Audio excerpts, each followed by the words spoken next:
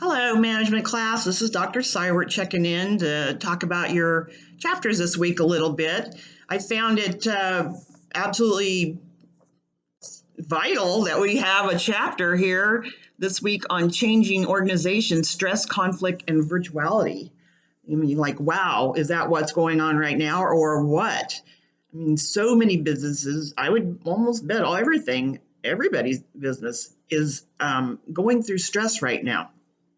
And I can't even imagine what some managers have had to do, trying to channel this stress into things that are productive and not to react or overreact. So that's very hard. And, that puts when management is like that, that puts a lot of pressure on people that are below them.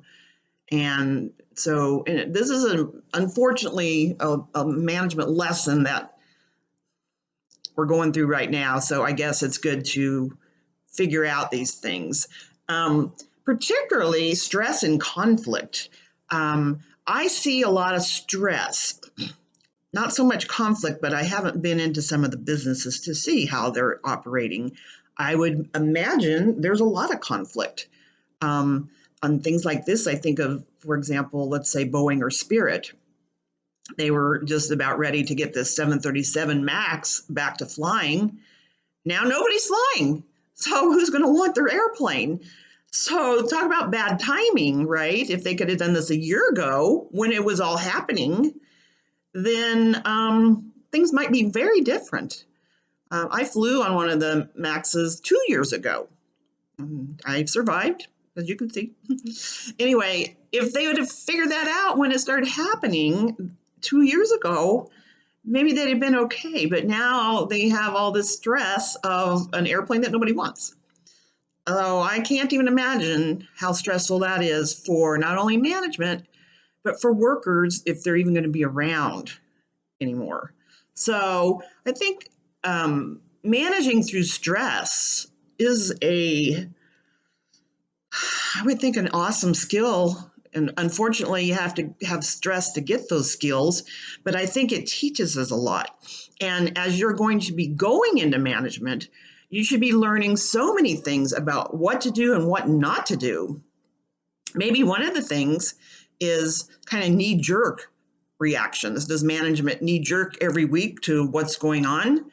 After we shut down in, I suppose it was more March to May, did management say, did they have plans for you to come back? Did they have plans at all? Do they have plans for the future? It might be nice to know about that. I know some of the universities are taking off at Thanksgiving, so they have a plan.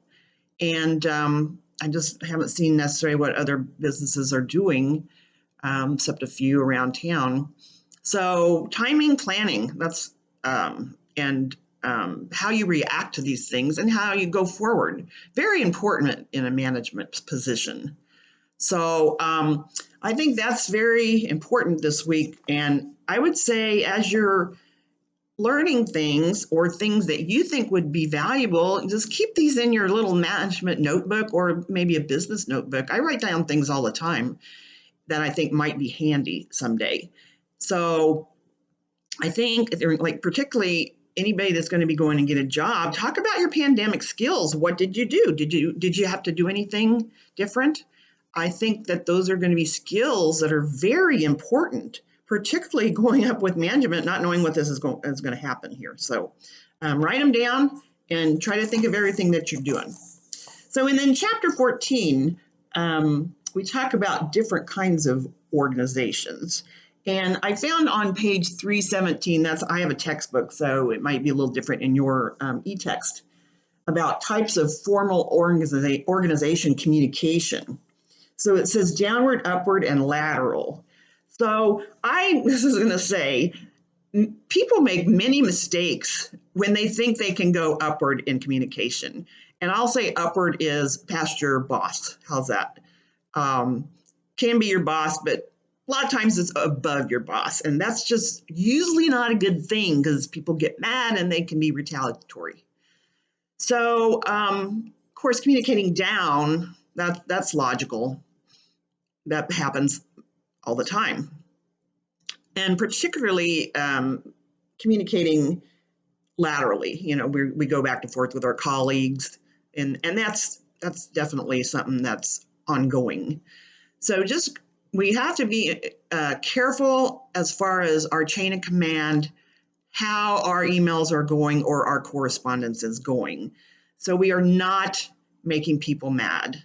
And hopefully you don't want to make people mad, because I don't think business really, we can do things in a productive, healthy, positive way without getting people mad and without going over people's heads. Like for me, I get CC'd on things. I'm like, I don't even know why this person got CC'd, right?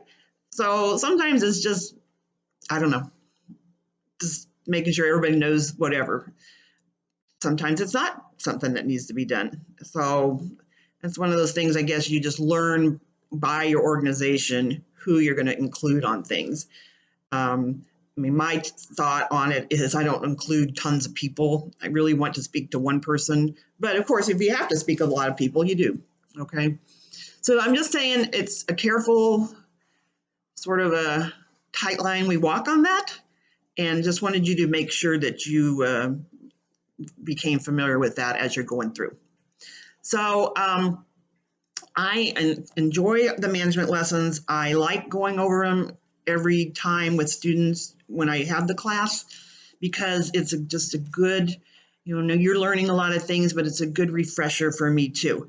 And I enjoy that. So anyway, I hope you are getting some good skills out of this, particularly, being that boss, being that manager that listens and doesn't overreact. How's that? That's a good one. So anyway, have a good weekend, and I'll talk to you next week. Thank you.